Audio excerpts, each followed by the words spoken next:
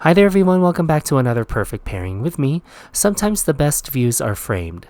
Let's add dimension with a window cutout and how to turn a simple hydrangea bloom into the ultimate focal point. Keep watching to discover the basics of this window card layout. To start this card, I need a smooth white panel of cardstock. This panel note card base is cut to 10 inches wide by 7 inches high. I suggest something that die cuts well and stamps beautifully. Next, I'll need another panel of white cardstock. This time this is cut to 5 by 7 inches. This will be where I do the majority of my stamping, and it is in a thinner weight than my note card base. I'll need another cardstock panel later, but for now I'm taking out my Stampwheel 2.0 for this project. I do need the larger stamping surface for this card. I'm going to start by turning my Stampwheel 2.0 180 degrees so that the text on my stage is upside down. I'm doing this so that the removable side is on the left side. Let's go ahead and remove the detachable side on the Stampwheel stage. I'm using this thin offcut from my card base. It's roughly ½ an inch in width, and this will be my spacer so that my cardstock panels are not tucked in the corner.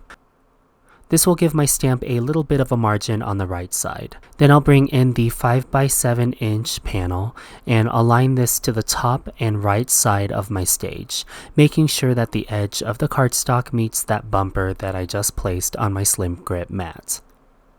Let's get to stamping this panel. I'm using the Pop It Up Blooming Hydrangea Stamp and Die Bundle. I'm loving this innovative layering concept with the Pop It Up alignment. What do you think about this? Let me know in the comments. If you have never seen this before, the letters match etching in the die cut elements so that you simply put A on top of A die cut shape and follow the order of the alphabet. I'm centering the large hydrangea branch stamp on top and center of my white cardstock panel. Then I will use Olive Grove from Sage Garden Fresh Dye Ink Set to stamp the outline on this cardstock panel. I will not remove the stamp from my flip plate. I'll remove the cardstock panel from my Stampwheel stage and then bring in the 8 by 7 inch panel. I will position this on the stage in the same way as the smaller panel, on the top and on the right side, using my spacer as the guide. This will be the inside right flap of our card. I'll repeat stamp this same hydrangea branch image on the inside of this panel using the same Olive Grove ink. That will generally finish the stamping on the main note card base. I'll remove this from my stamp wheel and embellish the front cover of this card. On my sticky mat grid, I'm adding a slight halo of green to the bottom third or so of the smaller panel. I'm using Silver Sprouts and Sagestone Fresh Dye inks to add a little gradient. I'm using a smaller ink blending brush to ensure I have a smooth transition to the white cardstock. I wanted to dress up the foliage on the card and let the front of my panel be visually separate from the inside. I'm using the Cottage Garden Artist Marker set to color the foliage with some feathery strokes. Misty Sage, Pistachio, and Mossy Meadow Artist Markers helped give me a beautiful blend of colors similar to the Fresh Dye inks.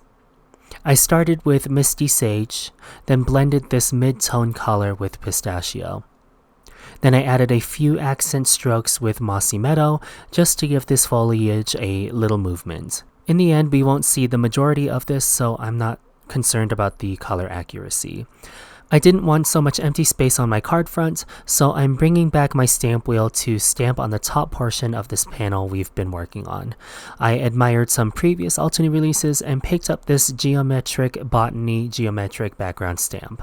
I thought the flowy geometric circle lines would complement the hydrangea blooms. I positioned this stamp and panel in a way on my stamp wheel stage so that the background stamp met with the opening on the detachable side of the stamp wheel stage. Then I used Sagestone Fresh Dye ink to stamp this geometric motif on the top part of my panel. I'm going to let this panel now rest on the side, and let's start working on the hydrangea flowers themselves. I'm using 3 colors for my hydrangea for that classic palette: Iceberg from Lapis Lazuli, Soft Lilac from Shades of Purple, and Baby Pink from Bubblegum Dreams. On a panel of 4¼ by 5½ inches of white cardstock, I'm going to gradient blend these 3 colors. I'm using the sticky mat grid again to help hold everything. The color choice is deliberate. The beginning of the alphabet layers are on top of the die, and then the more foreground layers are at the end of the alphabet. These images are at the bottom of the die. So I want my darkest value of colors at the top and my lightest foreground colors on the bottom. I'm very roughly blending baby pink with a variety of ink blending tools from Altenew just to get rich, saturated color. I'm starting with a mini ink blending tool on the top third of this panel. Then below this, I'll blend soft lilac, blending on the middle third of this panel. Lastly, I'll use iceberg ink and color in the remaining open space of this cardstock panel. So again, I want my more pink blooms to match with the beginning of the alphabet and the end of the alphabet to align with the iceberg colors below. I'll position the grouped die on top and run it through my die cutting machine. Before I glue these images down, I'm going to make the necessary cuts to the cardstock panel and card base for our window. I'm using the nesting circle die set and the second largest circle die to cut out a circle in the center of this panel. I'll make sure this die doesn't move by using some satin masking tape. Then we'll bring back the stamped note card base. Remember, this stamped image is in the inside of our card, so to cut the window from the front of our card, it's easier to align the right side of the stamped circular die cut image to the front of our card base. I'll run both the front panel and the note card base through my die cutting machine simultaneously, and the result will be two perfectly centered and aligned circles on the card front panel and note card base. Before we apply the flowers to their respective letters, let's fold our note card base. I'm using the Altenew Crafter's Essential scoring board to apply a score line to the 5-inch mark so that we have a side-folding, portrait-oriented card base. And hopefully now it's easier to visualize the hydrangea frame now that it's folded. Before we adhere the flowers, let's add some beautiful dimension to them. I'm using the Petal Shaper tool set and the 8mm ball end to gently curl the hydrangea petals. I'm keeping my foam mats organized and keeping the petals in alphabetical order as I apply dimension to these images. I'm using the 8mm ball end to press and curl the flowers in a circular motion. I'll do this to all of the petals from A to Z. Now let's start adhering the flowers to their respective letters on the card base. As I mentioned at the beginning of this video, we will adhere the letters in alphabetical order. Note that the letter L is tilted, so there is an alignment to all the letter die cuts, and there is a guide to reference on the inside of the die set packaging. The position and rotation of the petals is not so exact in this case, so I'll try to get as close as I can. I like to work in layers, starting by applying my liquid adhesive to outline some of the letters. Then, as the glue gets tacky, I'll apply the curled petals to their respective letter.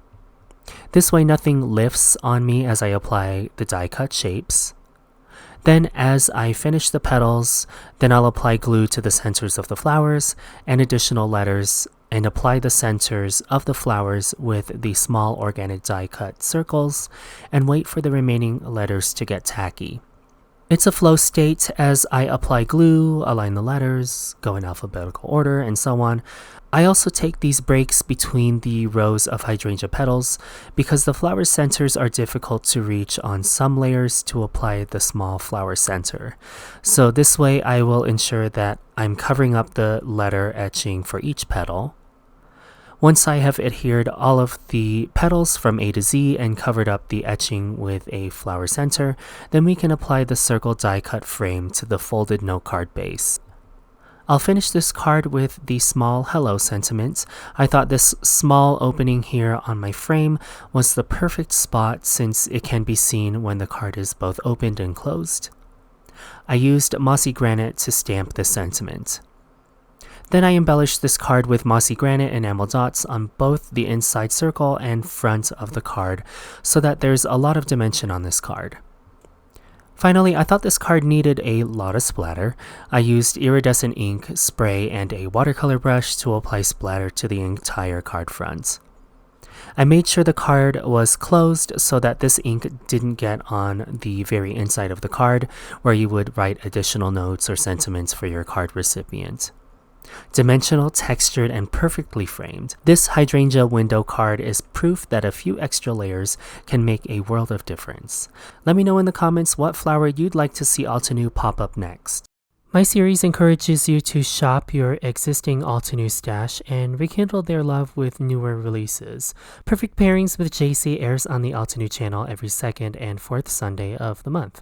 Please make sure you like and subscribe if you haven't already. Thank you so much for tuning in to this perfect pairing episode with me, and I'll see you in the next one.